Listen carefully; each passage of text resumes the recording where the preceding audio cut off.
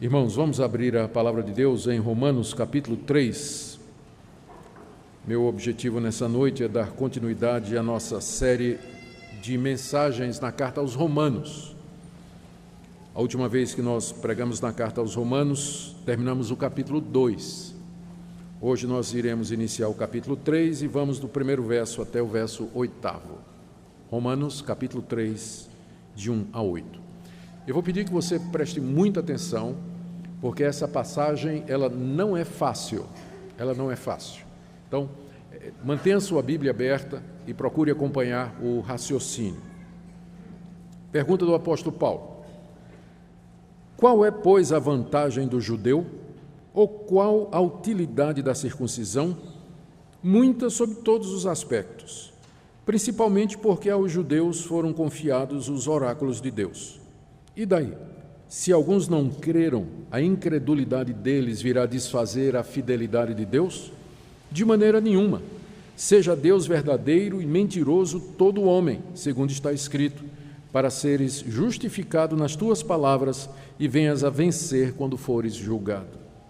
Mas se a nossa injustiça traz a lume a justiça de Deus, que diremos? Porventura será Deus injusto por aplicar a sua ira? Falo como homem. Certo que não. Do contrário, como julgará Deus o mundo? E se por causa da minha mentira fica em relevo a verdade de Deus para a sua glória, porque sou eu ainda condenado como pecador? E porque não dizemos, como alguns caluniosamente afirmam que o fazemos, pratiquemos males para que venham bens? A condenação destes é justa. Que Deus queira nos conduzir, irmãos, nessa passagem, iluminar o nosso entendimento e nos dar instrução espiritual. Nós estamos, como eu disse, diante de uma das passagens mais difíceis da carta de Paulo aos Romanos. O conhecido John Piper, num comentário ou numa série que ele fez de estudos na carta aos Romanos, ele menciona que vários estudiosos que ele consultou considera essa passagem como a passagem mais difícil de toda a carta aos Romanos. E a dificuldade maior está na maneira como o apóstolo Paulo argumenta. O argumento de Paulo aqui é difícil de seguir. E aí o John Piper, depois que ele pregou um sermão aqui nessa passagem, aí ele pregou um outro sermão cujo título é Por que é que Deus coloca passagens difíceis na Bíblia? Não é que eu estou com vontade de fazer a mesma coisa no domingo que vem. Por que Deus coloca passagens difíceis na Bíblia? E ele deu algumas respostas que eu considerei interessantes e eu quero trazer aqui para vocês. Primeiro, obriga o povo a estudar. Para que você estude, você tem que aprender a ler. Para que você aprenda a ler, você tem que ir para a escola. E para que você vá para uma escola, alguém tem que abrir uma escola. Não é de estranhar de que o movimento que deu início à ideia de escolas públicas em toda a Europa começou com quem? Reforma Protestante. E por quê? Porque uma das primeiras coisas que os protestantes fizeram foi traduzir a Bíblia para a língua do povo. Só que, para que o povo pudesse ler a Bíblia, o povo tinha que aprender a ler. E o índice de analfabetismo na Europa medieval era coisa assim de 90%. Então tinha que ter escola. Não é à toa que a primeira escola pública da Europa foi aberta em Genebra por João Calvino. Foi a primeira escola pública da Europa. E por que os reformadores tinham tanto interesse em abrir escolas? Para que o povo pudesse aprender a ler, para ler a Bíblia. Então, passagens difíceis na Bíblia, elas instigam, elas desafiam, elas nos atraem a nos preparar para poder entendê-las. Isso provoca também a necessidade de gente treinada, porque a dificuldade reside no fato de que a Bíblia é um livro antigo, desde que o seu primeiro livro foi escrito, nós estamos falando aqui de 3.500 anos. A Bíblia é um livro antigo, ela foi escrita numa cultura que não existe mais, que é a cultura do Antigo Oriente, não tem mais essa cultura. Foi escrita em línguas que não se falam mais, o grego koiné, o hebraico daquela época, hoje em dia se fala outro tipo de hebraico, e o aramaico, que é uma língua morta. Então, Todos os autores morreram. Já perceberam a dificuldade? Se o Eliezer me manda um e-mail dizendo: pastor, amanhã às 8 horas eu vou na sua casa. Eu posso mandar um e-mail de volta para ele e dizer: você quer dizer 8 da manhã ou 8 da noite? Não posso? Mas eu não posso perguntar ao apóstolo Paulo: o que você quis dizer com os que se batizam pelos mortos? Eu não posso fazer essa pergunta ao apóstolo Paulo. Então, para que eu entenda isso, eu vou ter que estudar a língua do apóstolo Paulo, a cultura do apóstolo Paulo, os movimentos religiosos que haviam na época do apóstolo Paulo. Eu vou ter que aprender grego para que eu possa ter uma resposta. Então, o fato de que a Bíblia é um livro antigo, escrito em outras línguas, cujos autores estão mortos, numa cultura que não mais existe, fez com que a Reforma Protestante se preocupasse em preparar os seus pastores, preparar os seus líderes e os seus pregadores, porque nem todo mundo tem a oportunidade de fazer isso. A maioria de nós estaria ocupada ganhando o pão de cada dia, mas alguém precisava ser destacado, separado, para fazer esses estudos e dar respostas ao povo. A razão pela qual tem passagens difíceis na Bíblia é exatamente porque é como se Deus dissesse aqui, assim: eu vou me revelar a vocês, mas de um jeito que eu vou tirar o melhor que vocês podem dar. Vocês vão ter que estudar, vocês vão ter que ralar, vão ter que aprender a ler, vocês vão estudar a cultura antiga, vocês vão ver qual é o valor da história, vocês vão ver qual é o valor da arqueologia, vocês vão examinar o mundo maravilhoso que eu criei. Essa é a razão pela qual a gente tem a Bíblia e passagens difíceis nela. Eu achei essa explicação de John Piper muito interessante, por isso eu trago para vocês, porque eu concordo 100% com ela. É isso mesmo. Toda vez que eu encontro, quando vou lendo, eu estava até comentando com minha esposa hoje, mostrando para ela, estou lendo agora o Evangelho de João, a quantidade de interrogaçãozinha que eu coloco de lado. Vou lendo, aí tem uma passagem,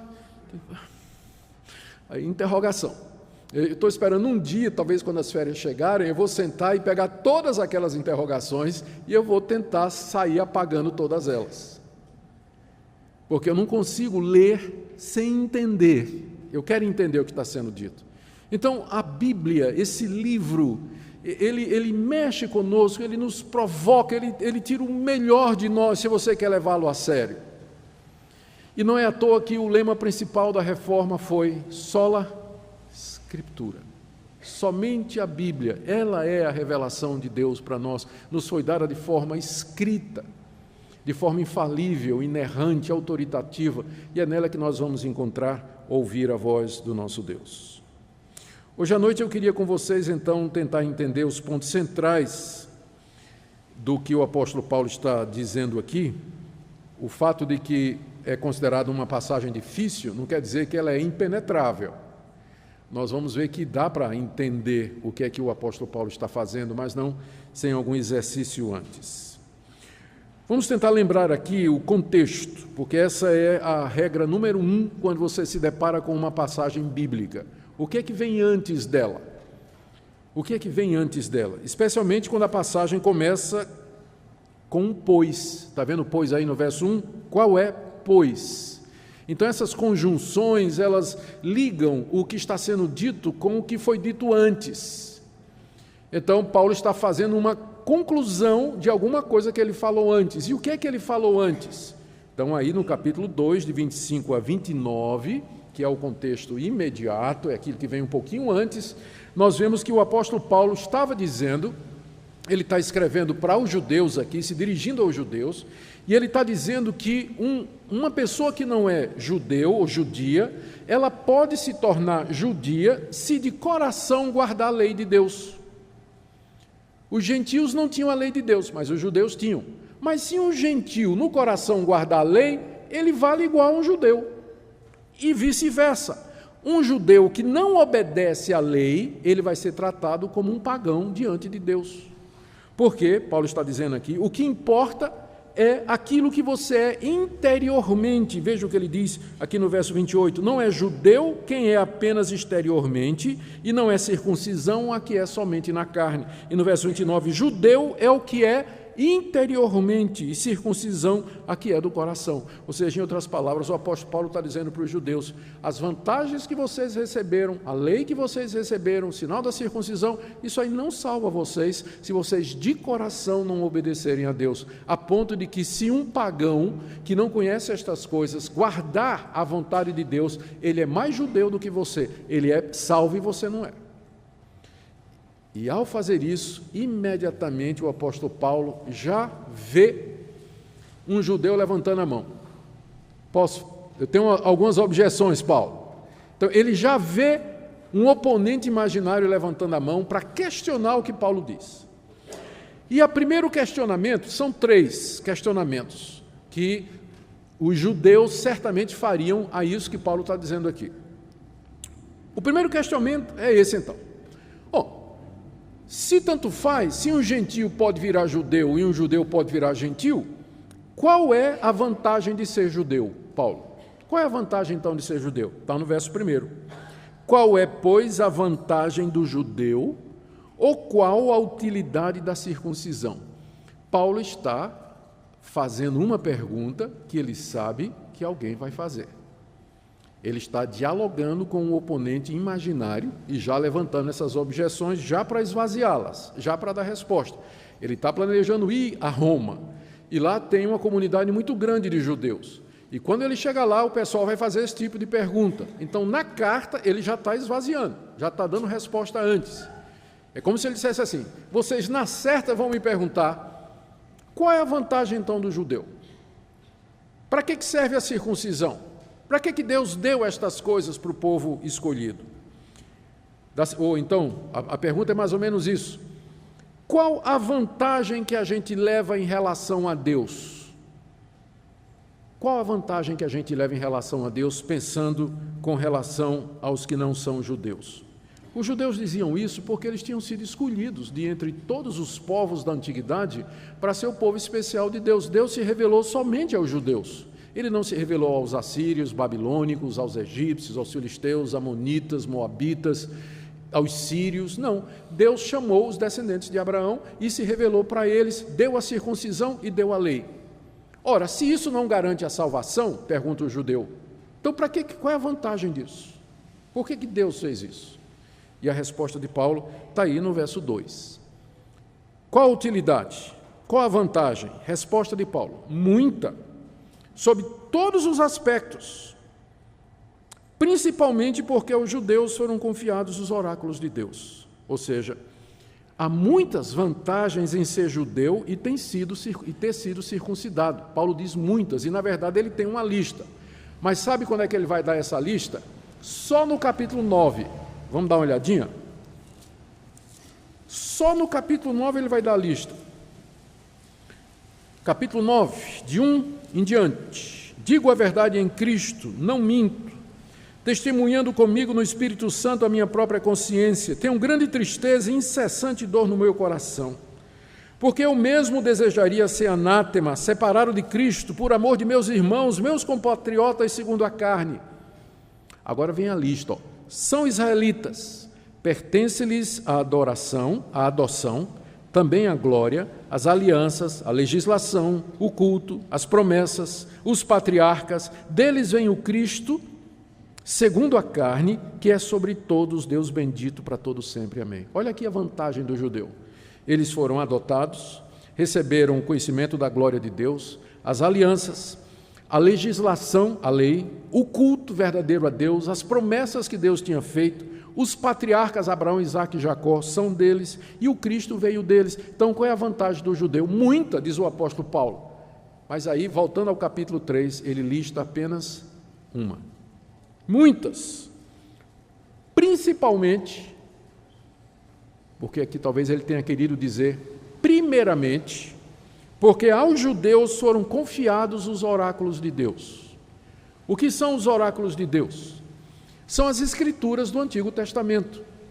Deus confiou o Antigo Testamento aos judeus. É chamado de oráculo, Paulo usa esse termo, é um termo que era tirado da cultura popular. Quando alguém naquele tempo queria consultar a vontade de um Deus, ele ia ao oráculo daquele Deus.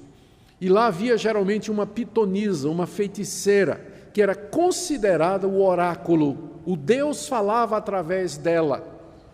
Então aqui Paulo chama as Escrituras dos oráculos de Deus, ou seja, o meio pelo qual Deus faz conhecer a sua vontade. Deus não tem outra maneira de revelar a sua vontade, a não ser através dos oráculos que ele deu a Israel, ou seja, as Escrituras, às quais depois os cristãos adicionaram o Novo Testamento, fechando o cânon completo. Então, qual é a vantagem do judeu? Resposta de Paulo: primeiramente, porque eles receberam a revelação escrita de Deus, os oráculos de Deus, a maneira pela qual Deus nos fala. Mas em que sentido isso era uma vantagem? Bem, vocês que estão acompanhando as minhas exposições desde o capítulo 1, vocês se lembram que Deus se revelou à humanidade de duas maneiras. Primeiro, na consciência. A ira de Deus se revela do céu, porque o que de Deus pode ser conhecido, entre eles Deus revelou. Capítulo 1, versos 18 e 19. Deus tem uma revelação de si mesmo na consciência. Todo mundo sabe que existe um Deus, ninguém nasce ateu. O pagão que vive lá no meio da floresta amazônica, ou perdido lá numa tribo da África, ou um berbere no deserto do Saara, ele sabe no coração que existe um Deus, porque é uma revelação de Deus na consciência. A segunda revelação de Deus é na natureza. Os céus proclamam a glória de Deus e o firmamento anuncia a obra das suas mãos. Aqui mesmo no capítulo 1, o apóstolo Paulo disse que não há uma única pessoa que possa dizer que não conheça a Deus, porque a glória de Deus e o conhecimento de Deus brilha por meio das coisas que foram criadas e se conhecem claramente desde o início do mundo.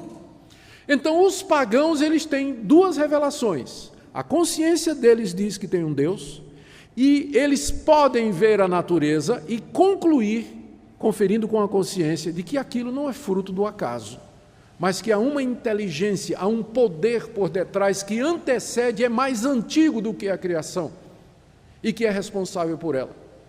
Mas agora Deus fez uma terceira revelação que é superior a todas as outras e que complementa as outras duas, que é a revelação escrita. Deus levantou homens a quem ele se revelou e mandou que esses homens escrevessem a sua vontade. Então, essa é a vantagem do judeu, porque foi a esse povo, os judeus, que Deus deu essa terceira revelação, que é a revelação escrita. Então, quando eles perguntam a Paulo, mas qual é a vantagem do judeu, então? Resposta de Paulo: muita. Para começar, receberam os oráculos de Deus, coisa que as outras nações não têm.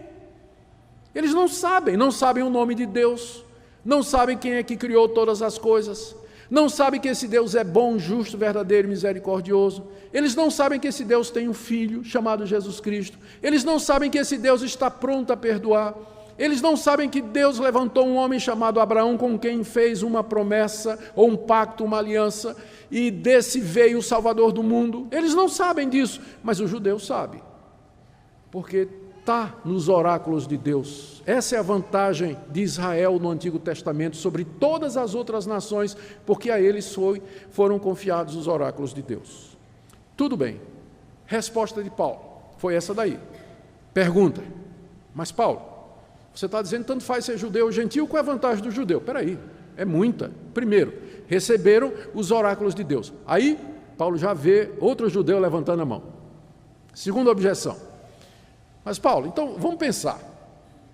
Se Deus deu a revelação dele, os oráculos dele à nação de Israel, e nesses oráculos, nessas escrituras, Gênesis, Êxodo, Levítico, Número, Deuteronômio, Josué, Juízes, Ruth, até Malaquias, todo o Antigo Testamento, se ali está a verdade de Deus, o caminho da redenção, por que é que a nação de Israel rejeitou Jesus Cristo? Por que é que a nação toda foi incrédula? Isso não é uma prova de que Deus abandonou então o seu povo? Essa vantagem não valeu nada, porque no final ninguém creu em Jesus Cristo entre os judeus. Deus abandonou o seu povo, então não é vantagem nenhuma. Paulo trata disso a partir do verso 3. Olha aí, ó. E daí? Ele está falando como se fosse o opositor, não é? Se alguns não creram, Paulo aqui está sendo generoso.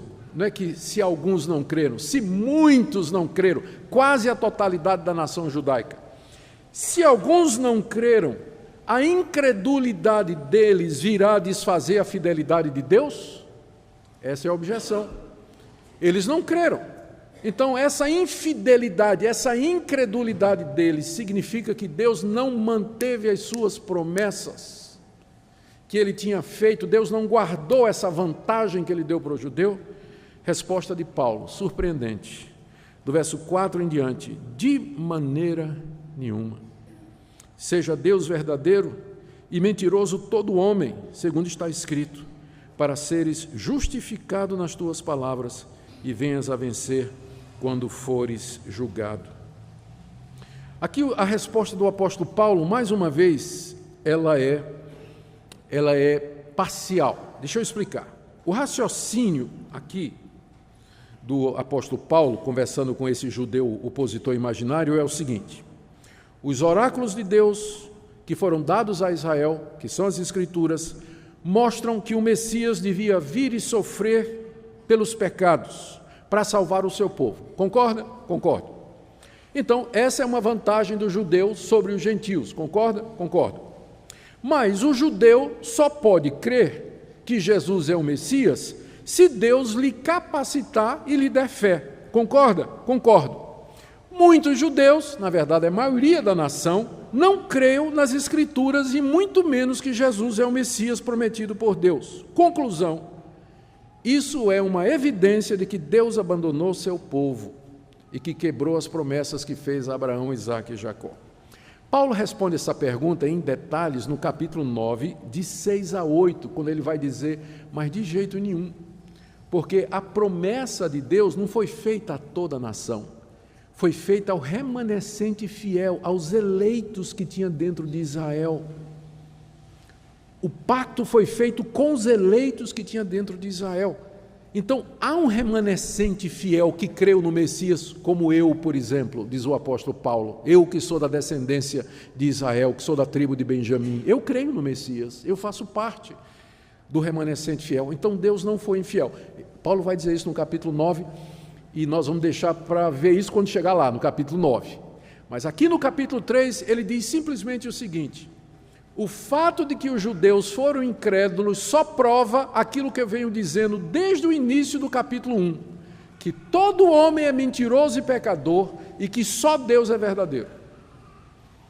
Então só prova isso. A incredulidade dos judeus só prova o que eu venho dizendo desde o capítulo 1, que não há um justo, não há um sequer, que todos pecaram, inclusive os judeus, e a culpa deles é pior, porque ele tem os oráculos de Deus, rejeitaram esses oráculos e mataram o Messias. Então, seja todo homem mentiroso e Deus seja verdadeiro. E aí Paulo cita uma passagem do Salmo 51, está aí no final do verso 4, né? Ele diz assim: segundo está escrito. Essa passagem que ele cita do Salmo 51 é uma passagem muito conhecida. Todo mundo lembra o que é o Salmo 51, certo? O Salmo 51 foi aquele salmo que Davi escreveu quando ele pecou, quando ele adulterou. Ele se deitou com Batseba, que era mulher do general Urias. Quando Urias estava em guerra, Davi ficou em Jerusalém, mandou buscar a mulher do seu comandante, se deitou com ela, a mulher engravidou. E quando a coisa ia se tornar pública, ele tentou trazer o homem de volta para que tivesse relações com a mulher, para parecer que o filho era dele, não deu certo, então ele mandou matar aquele homem, mandou matar o marido da mulher, e depois levou a mulher para morar com ele no palácio. Davi fez isso. E quando um dia o profeta Natã, enviado por Deus, repreendeu Davi, Davi se humilhou profundamente diante de Deus, se arrependeu no pó e na cinza, sofreu as consequências, porque o castigo de Deus foi tirar a vida da criança. E toda a família de Davi se esfacelou a partir dali, como juízo de Deus sobre o que ele tinha feito. Mas Davi foi perdoado, o que significa que perdoar nem sempre implica em retirar as consequências. Mas o ponto aqui é que a compulsão do coração de Davi foi tão grande, a tristeza foi tão grande, que ele declarou, ele confessou o seu pecado publicamente. E o Salmo 51 é a confissão do rei Davi. E lá no meio do Salmo ele diz assim: pequei contra ti somente, e fiz o que é mal perante os teus olhos, de maneira que serás tido por justo no teu falar, e puro no teu julgar. O que Davi está dizendo aqui é o seguinte: Deus, tu és justo e puro ao me condenar pelos meus pecados, e o meu pecado justifica a tua justiça. O meu pecado mostra que tu és justo ao me castigares. Paulo pegou essa passagem e ele está citando aqui, e fazendo a seguinte aplicação: da mesma forma que o pecado de Davi e que Deus o castigou, isso não significa que Deus abandonou Davi. Da mesma forma, a incredulidade dos judeus e o castigo de Deus sobre os judeus não prova que Deus abandonou os judeus, mas apenas mostra esse ponto, que todo homem é mentiroso e pecador, e que só Deus é justo e verdadeiro. É o final do verso 4, para seres justificado nas tuas palavras e venhas a vencer quando fores julgado. Paulo agora vê um terceiro judeu levantando a mão. E eu acho que Paulo está perguntando: rapaz, isso não tem fim, né? Parece briga de Facebook. Tem uma regra boa no Facebook: se você responder, não vai terminar nunca. Que vem a contra-resposta, aí você dá a resposta, vem a tripla resposta, não tem fim. Mas tem um judeu lá, mas então, Paulo, eu tenho mais uma objeção. Se é isso que você está dizendo, a objeção é mais ou menos o seguinte: então não faz sentido Deus castigar ninguém. Porque se o meu pecado traz a lume a justiça de Deus, por que Deus vai castigar aquelas pessoas que colaboram para a glória dele? Se o meu pecado mostra que Deus é santo e que Ele é justo, por que Deus vai me castigar? Não faz sentido, eu estou fazendo um favor a Deus. Não estou? O meu pecado não mostra que Ele é justo, que Ele é santo e verdadeiro? Então por que Ele vai me condenar se eu estou trabalhando para Ele quando eu peco? Não é? Você vê que tem gente para tudo, né? E a paciência de Paulo aqui, a resposta de Paulo. Paulo antecipa essa questão aqui no verso 5. Aí ele diz: mas, está falando como se fosse o cara, se a nossa injustiça traz a lume, quer dizer, traz à luz a justiça de Deus, que diremos? Porventura será Deus injusto por aplicar sua ira? Não é injusto Deus derramar sua ira sobre nós, quando, pela nossa injustiça, a justiça dele vem à luz? E Paulo está com tanta vergonha desse argumento, que ele até diz aqui, eu estou falando como homem. Acho que Paulo diz assim: gente, eu só vou tocar nesse assunto, porque eu sei que alguém vai dizer, mas é tão fraco isso aqui, eu estou escrevendo como um homem, eu estou escrevendo na maneira que essas pessoas costumam falar. Olha a resposta dele aqui. São 3 pontos da resposta do apóstolo Paulo. É claro, ele diz assim, não é? No verso 5, se a nossa injustiça traz a lume a justiça de Deus, que diremos tal? Resposta: Deus é injusto? Verso 6, certo que não. Paulo não aceita nem a menor possibilidade de que esse argumento esteja correto, não é? Ele diz: é certo que não, mas aí ele dá 3 pontos. Primeiro, ele diz: como julgará Deus o mundo? Todo judeu acreditava no dia do juízo. Todo judeu sabia que Deus tem marcado um dia em que Ele vai julgar o mundo. Ora, se o argumento é que Deus é injusto por derramar a sua ira e castigar aqueles que promovem a sua justiça, significa que você não vai ter juízo final. Porque não vai ter. Se Deus é injusto castigando os pecadores, porque o pecado dos pecadores traz glória para Ele, então isso significa que não vai ter fim do mundo. E para o judeu era inaceitável, porque o judeu acreditava no fim do mundo. É claro que o judeu achava que ele ia escapar no juízo final e só os gentios iam ser condenados, porque ele era filho de Abraão, mas ele acreditava que tinha um dia do juízo. Então Paulo está usando aqui o que a gente chama de um argumento ad hominem. Ele pega o argumento e vira contra o oponente. Se o que você está dizendo é verdade, e aquilo que você acredita sobre o fim do mundo? Vai ter ou não vai? O judeu ia ter que dizer: não, eu acredito no juízo final. Então, Deus é justo. Então, Deus tem o direito de julgar. E Ele vai derramar sua ira com justiça sobre os pecadores. Segundo ponto. E aqui, Paulo vira mais outro argumento contra os judeus. É mais ou menos assim, eu vou explicar antes de ler. Paulo diz assim: vamos supor que o seu raciocínio está correto. Ou seja, Deus não pode me condenar porque o meu erro mostra que Deus é grande e glorioso. É isso que você está dizendo? É. Então veja só, por que vocês me condenam então? Vocês ficam dizendo que eu estou pregando um evangelho falso. Vocês me perseguem de cidade em cidade. Aonde eu vou, eu sou preso e vocês me acusam diante das autoridades. Já fui chicoteado, já fui apedrejado, expulso da cidade, fui preso, passei fome e necessidade. Mas então vocês estão sendo incoerentes. Se o pecado traz glória a Deus e por isso Deus não pode condenar o pecado, por que vocês estão me condenando? Não é? Vocês dizem que o que eu prego é uma mentira, que é o evangelho. Os judeus diziam isso, que Paulo estava pregando uma mentira. Ora, se o que Paulo está pregando é uma mentira, essa mentira de Paulo está só confirmando que Deus só tem um Deus que é verdadeiro. Então Paulo não merece ser condenado, porque a mentira de Paulo exalta a glória de Deus. Então por que os judeus estão condenando ele? Tá aí o raciocínio, é o que está no verso 7. Se por causa da minha mentira fica em relevo a verdade de Deus para a sua glória, porque sou eu ainda condenado como pecador? Ele está falando como homem, não é? Ele está usando o que a gente chama de um argumento ad hominem, ou seja, contra o homem, virando o argumento contra o acusador. E aí, o terceiro ponto do argumento, verso 8.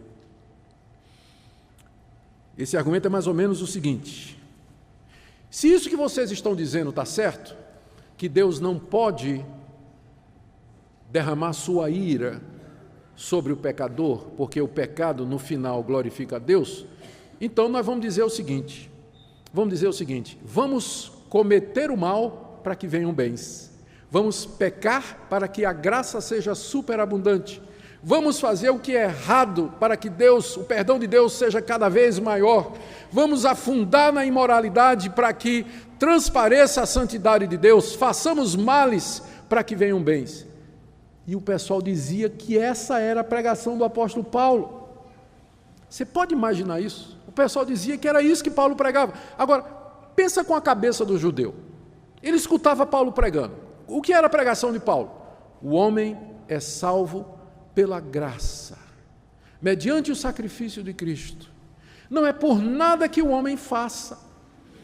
E onde o pecado abundou, superabundou a graça de Deus. A graça de Deus é maior do que o nosso pecado. O judeu ouvia isso aí e dizia, peraí, o que esse cara está dizendo é o seguinte: quanto mais eu pecar, mais graça eu vou experimentar. Essa mensagem que esse homem está pregando é uma mensagem perigosa, porque vai fazer com que as pessoas se sintam seguras. Elas vão começar a imaginar que são salvas pela graça, e aí elas vão viver de qualquer jeito.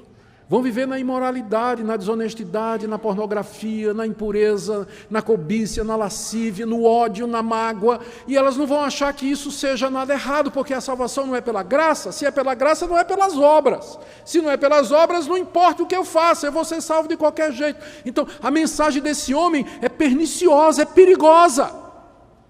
Era assim que funcionava a cabeça do judeu quando ele ouvia Paulo pregando que a justificação é pela fé em Cristo Jesus. E foi essa a interpretação da Igreja Católica quando Lutero começou a dizer: o homem é justificado pela fé somente sem obras da lei. A Contra-Reforma Católica veio em cima e dizendo: essa sua mensagem é uma heresia, porque ela libera os homens para viver de qualquer jeito. E aí no Concílio de Trento eles condenaram a mensagem da reforma. E até hoje, eu entendo porque que as pessoas pensam assim. Às vezes, quem dá razão para elas pensarem assim, somos nós. Porque nós dizemos que somos salvos. Nós dizemos que cremos em Jesus Cristo. Mas a gente vive como se não fizesse diferença nenhuma diante de Deus se eu adultero ou não, se eu vou para a cama com minha namorada ou não, se eu sou desonesto ou não. Os evangélicos fazem isso. E o mundo olha e diz: esse pessoal diz que é salvo, mas não estou vendo diferença nenhuma entre a maneira deles viverem e a minha maneira. Aí eles vão dizer isso aqui, façamos males para que venham bens. Era a interpretação que se fazia da pregação do apóstolo Paulo. Paulo, ele vai responder isso mais adiante no capítulo 6. No capítulo 6 ele vai dizer: continuaremos no pecado para que a graça seja mais abundante? Resposta de Paulo: de modo nenhum. como é que nós vamos permanecer no pecado? Nós que já morremos para o pecado. E aí ele vai introduzir a doutrina da nossa união com Cristo, e ele vai dizer, uma pessoa que é crente de verdade, ela morreu com Cristo na cruz para o pecado, ela não é mais escrava do pecado, ela não vive mais debaixo do domínio do pecado, é uma contradição em termos. Um crente que vive na prática do pecado, ou ele não é crente, ou ele vive uma vida de santidade, mas ele não pode ser as duas coisas. Ele vai responder isso no capítulo 6, mas por enquanto aqui, ele só responde dizendo, verso 8, porque não dizemos como alguns caluniosamente afirmam que fazemos, pratiquemos males para que venham bens. Paulo diz simplesmente isso, olha, a condenação destes é justa. Eu não vou nem responder, diz o apóstolo Paulo, Deus vai julgar esse pessoal. Tem hora que não adianta mesmo, responder, é dizer, esperar o juízo de Deus. No dia do juízo nós vamos ver se foi isso que eu disse. Eu quero concluir aqui, irmãos, fazendo a seguinte pergunta: o que é que podemos aprender aqui dessa passagem difícil, teológica, né, que segue raciocínios tortuosos, né? Nós podemos aprender algumas coisas. Primeiro, que há uma tendência no coração humano de se revoltar contra Deus e questionar o seu julgamento. 3 objeções. Paulo tinha dito, a salvação é pela fé, pela graça. 3 vezes os oponentes levantaram objeções e cada vez tinha um argumento diferente e mais complicado. Há uma tendência no coração humano de não se sujeitar aos oráculos de Deus, de não querer aceitar a revelação de Deus. Nesse sentido, não há neutralidade. O nosso coração é naturalmente inclinado ao mal. Nós somos inimigos de Deus por nascimento. É somente pela graça de Deus que nós vencemos essa inclinação hostil a Deus e nos sujeitamos ao senhorio de Cristo. Se Deus não tiver misericórdia de nós, o nosso coração carnal, rebelde e corrupto vai se levantar contra Deus, questionar e se rebelar como essas pessoas estavam fazendo aqui. As pessoas são capazes de forjar argumentos e silogismos para justificar a si mesmas e os seus pecados. Outra coisa que nós vimos aqui, que os judeus receberam muitos privilégios da parte de Deus, isso é verdade, mas eles perderam esses privilégios por causa da incredulidade na revelação que Deus lhes deu e porque eles rejeitaram o Messias Jesus Cristo. Mas a incredulidade do povo escolhido de Deus no Antigo Testamento não mostra a infidelidade de Deus, simplesmente mostra que nós todos somos pecadores corrompidos, em comparação com Deus que é justo, verdadeiro, santo e bom. Uma vez eu vi o Paul Washer fazer uma declaração, eu sei que era uma declaração de efeito, mas eu achei extraordinária. Ele disse assim, sabe qual é, ele está falando para um auditório, e depois isso viralizou na internet, muitos de vocês já devem ter ouvido. Ele falando para um grande auditório, ele disse assim, você sabe qual é a pior notícia que eu posso dar a vocês nessa noite? Deus é bom. E por que isso é uma má notícia? Que eu sou mau e vivo num universo controlado por um Deus bom. Essa é a má notícia, que Deus é bom. Por que é uma má notícia? Porque eu odeio esse Deus, porque eu sou inimigo dele, porque eu não quero ser como ele, eu quero fazer o que eu quero fazer. Eu não quero que esse Deus bom me ensine a ser bonzinho. Eu não quero ser bom, eu quero ser mau. Eu quero fazer o que eu gosto. Quero fazer o que eu gosto. Então, a incredulidade do judeu e a rebeldia dos pagãos, enfim, aponta para aquilo que nós já sabemos, que nós somos uma raça corrompida e pecadora num universo guiado, criado e controlado por um Deus justo e bom. Outra coisa que nós aprendemos aqui é que Deus haverá de julgar o mundo um dia. Um dia Ele vai trazer a juízo toda a obra. E naquele dia ele vai derramar a sua ira sobre os incrédulos, os rebeldes, judeus ou gentios. E ao fazer isso, ele estará sendo justo e verdadeiro. E ao fazer isso, ele vai ser justificado com o realce da sua santidade e da sua glória. Por isso, nós devemos rejeitar toda e qualquer desculpa em nosso coração e na nossa mente que incentive, justifique ou diminua o pecado. Nós devemos nos livrar de qualquer tentativa do nosso coração enganoso de abrigar o pecado em nossa mente e em nosso coração, sabendo que Deus conhece todos esses silogismos. Em conclusão, já tinha dito conclusão há 10 minutos atrás, né? Fazer algumas aplicações práticas aqui.